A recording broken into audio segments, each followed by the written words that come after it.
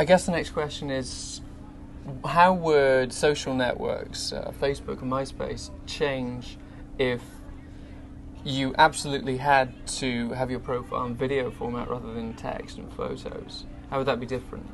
I think video isn't something that people are always going to want, because I think there's a level of self-consciousness that comes oftentimes with its use.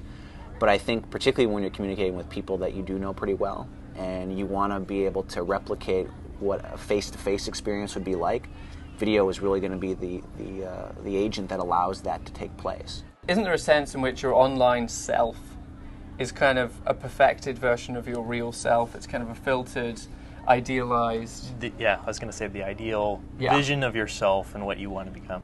We use video quite a lot at Cisco, and an interesting insight was that when we used to use the eyeball cameras that would sit on top of your PC, no one would ever turn them on, because you'd turn them on and up would pop a picture of you or a video of you, and you'd see yourself.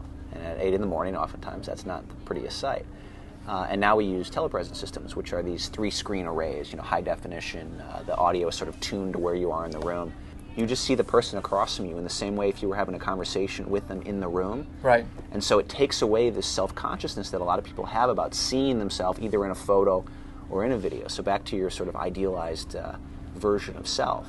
When you provide a really high-quality video experience where it does really feel like you're in the same room as the individual, people clamor to get it. If it's poor quality, if the device in which you're viewing the video on is not that well suited to actually having a back and forth discussion, that's where you see people have low utilization of those technologies. But once you can get the video to a point where it really does, as closely as you physically can, replicate you and I being essentially in the same room, people, they're all over it.